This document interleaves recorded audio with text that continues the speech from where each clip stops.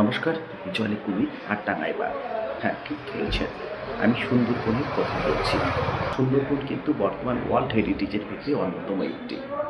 সুন্দরবনের নৈসর্গিক সৌন্দর্য, রয়্যাল বেঙ্গল টাইগার, বাঘ, হরিণ যারা দেখতে আসেন, দেশ বিদেশের বহু পর্যটক, তাদের জন্য অত্যন্ত সুখবর।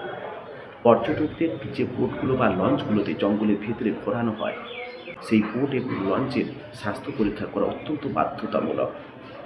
বন দপ্তরের তরফ থেকে প্রশাসনকে একটি চিঠি করা হয়, আর সেই মতন আগামী 25শে নভেম্বর থেকে সুন্দরবনের যতগুলি বোট আছে তার স্বাস্থ্য পরীক্ষা বাধ্যতামূলক।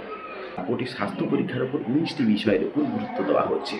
তার মধ্যে থাকে বোটের পরিকাঠামো, বোটের ইঞ্জিন, বোটের ব্যাটারি, বোটে অগ্নি নির্বাপক যন্ত্র আছে কিনা, এই রকম 19টা বিষয়ের উপর কিন্তু গুরুত্ব দেওয়া হবে। আর এই 19টা বিষয় যদি বোটগুলো ঠিকঠাক থাকে, তাহলে আগামী বছরের জন্য লাইসেন্স এবং এনওসি পাবে। জেলা পরিষদের পক্ষ থেকে এই রকম নির্দেশিকা জারি করা হচ্ছে। আর এই বোটগুলো স্বাস্থ্য পরীক্ষা করবে একটি সংস্থা। বিশেষ করে বসবাতে যে বোটগুলো রয়েছে বাসন্তী যে বোটগুলো রয়েছে নামখানা এবং উত্তরি বকখালি এবং ঝড়খালিতে যে বোটগুলো রয়েছে, সেই সমস্ত বোটগুলো কিন্তু স্বাস্থ্য পরীক্ষা হবে। আর এই রকম বোটের সংখ্যা কিন্তু 740টি।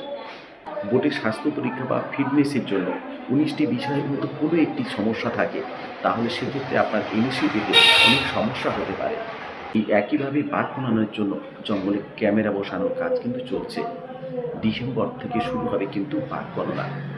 সুন্দরবনে ভ্রমণ পিয়াসু পর্যটকদের জন্য অত্যন্ত এটা একটি কিন্তু সুখবর। আর সুন্দরবনে আসার জন্য সকল পর্যটককে আমরা স্বাগত জানাচ্ছি। আজকের প্রতিবেদন এই পর্যন্ত। দেখা হচ্ছে নতুন কোনো পর্বে, নতুন কোনো এপিসোডে। সকলকে নমস্কার।